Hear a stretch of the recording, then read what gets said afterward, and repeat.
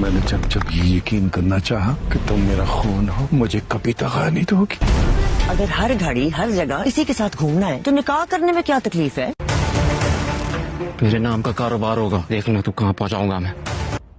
अपने बाबा के लिए अपनी हर खुशी कुर्बान कर सकती हूँ।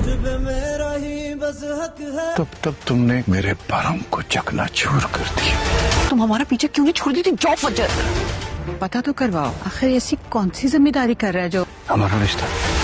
हमारे रिश्ते की कोई हिम्मत नहीं है।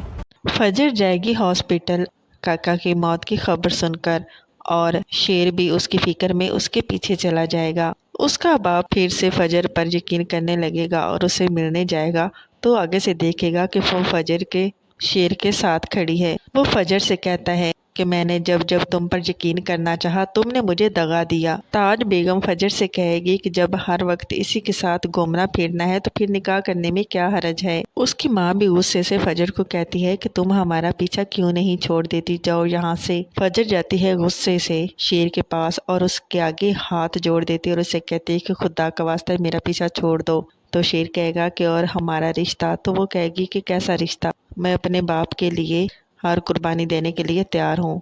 आगे क्या होने वाला है जानने के लिए बने रहें चैनल के साथ। चैनल को करें सब्सक्राइब, बेल आइकन को जरूर प्रेस करें ताकि नई नई वीडियो ज़्यादा पहुँचे। लाइक करें, शेयर करें और अपने प्यारे प्यारे कमेंट जरूर दीजिए।